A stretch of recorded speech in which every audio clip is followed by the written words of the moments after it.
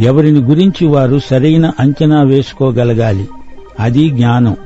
ఇతరుల కంటే నీవు గొప్ప అనుకోకూడదు. ఎవరి బలహీనతలు వారు చూచుకోగలగడం గొప్ప ఆశీర్వాదం.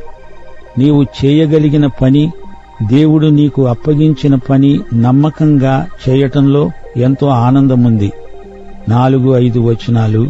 ఒక్క శరీరములో మనకు అనేక అవయవములున్నా ఈ అవయవములన్నిటికీ ఒక్కటే పని ఎలాగూ ఉండదో అలాగే అనేకులమైన మనము క్రీస్తులో ఒక్క శరీరముగా ఉండి ఒకనికొకరము ప్రత్యేకముగా అవయవములమై ఉన్నాము. క్రీస్తు శరీరమే సంఘం. ఈ ఉపమానం పౌలు మొట్టమొదటిసారి ప్రయోగిస్తున్నాడు. కొరింథీ, ఎఫెసీ, కొలసీ పత్రికల్లో ఇదే ఉపమాన భావాన్ని పౌలు ఇంకా విశదీకరిస్తాడు.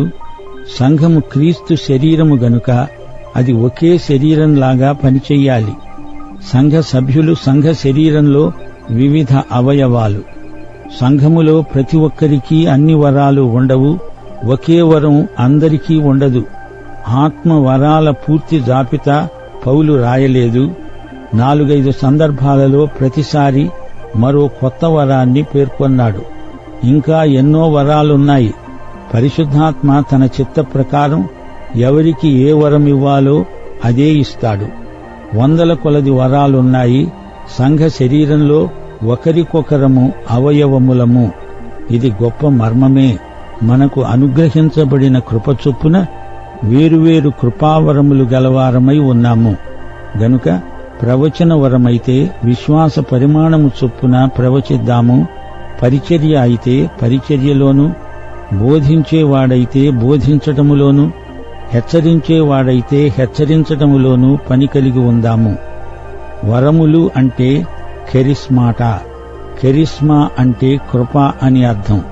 ఉచిత వరం, కృపావరం, దేవుని ఆత్మ ఇచ్చే వరం. సంఘ బిడ్డలకు ఆయా వరాలిస్తాడు పరిశుద్ధాత్మ. క్రీస్తు శరీరములోని ప్రతి అవయవానికి ఏదో ఒక కృపావరం ఇవ్వబడి ఉంటుంది. వరాలలో వైవిధ్యం ఉంది. నాకు ఏ వరము లేదని ఎవ్వరూ అనడానికి వీల్లేదు. ప్రతి ఒక్కరికి ఏదో ఒక వరముంటుంది. ప్రతి వరము మనకివ్వబడిన కృపలో భాగమే. దేవుడు నిన్ను రక్షించినప్పుడు సంఘ శరీర అవయవాలలో నిన్ను ఒక అవయవముగా ఉంచుతాడు. నీవు ఒక అవయవముగా పనిచెయ్యాలి. నీ పని నీవు చెయ్యాలి. నీవు యంత్రానివి కాదు, మరమనిషివి కాదు. సజీవ శరీరంలో ఒక అవయవానివి. వరం వాడబడింది అంటే పరిశుద్ధాత్మ శక్తి దానిని నిర్ధారణ చేస్తుంది. ప్రతి విశ్వాసి తన వరాన్ని ప్రయోగించాలి.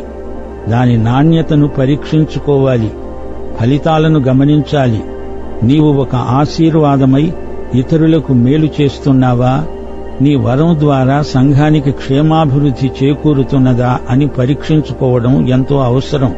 లేదా నీ వరం వల్ల సంఘంలో చీలికలు వస్తున్నాయా కనిపెట్టాలి, పసికట్టాలి. ప్రవచనం అంటే జరగబోయేది ముందుగా చెప్పేయడం కాదు. దేవుని నుండి నీకు వచ్చిన సందేశమేదైనా ప్రవచనమే. ప్రవచనము అంటే దేవుని వాక్య సందేశం. విశ్వాస పరిమాణము చొప్పున ప్రవచించాలి. పరిమాణము అనే మాట గణిత శాస్త్రానికి సంబంధించింది.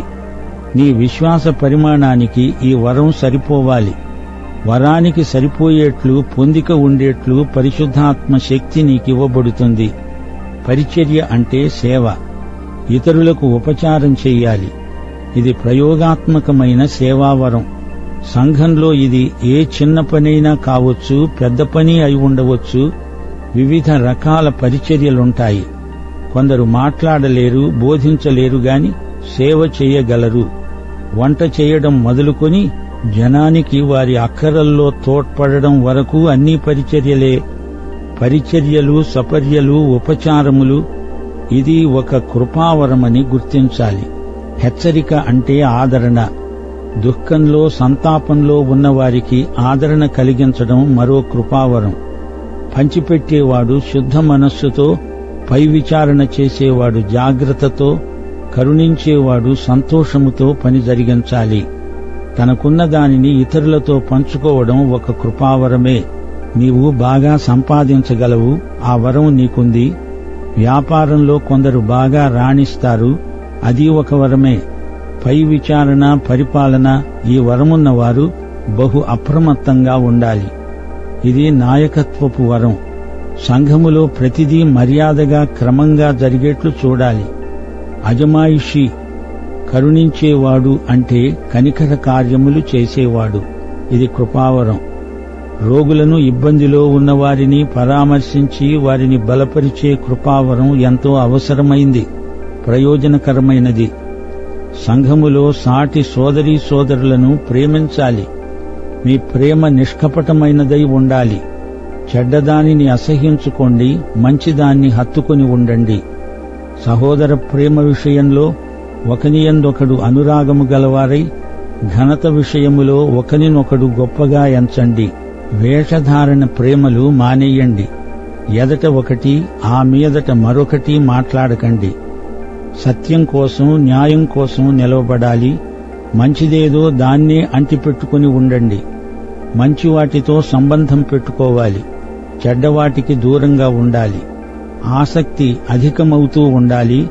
ఆత్మయందు తీవ్రత కలిగి ప్రభువును ప్రేమించాలి. ఇవన్నీ రూపాంతర క్రైస్తవుల లక్షణాలు. రేపు పరలోకంలో నిత్యత్వంలో ఉండాల్సిన మనం ఇక్కడ ఈ కొద్ది కాలం ప్రేమతో కలిసి ఉండలేమా? ఎందుకు ఉండలేము?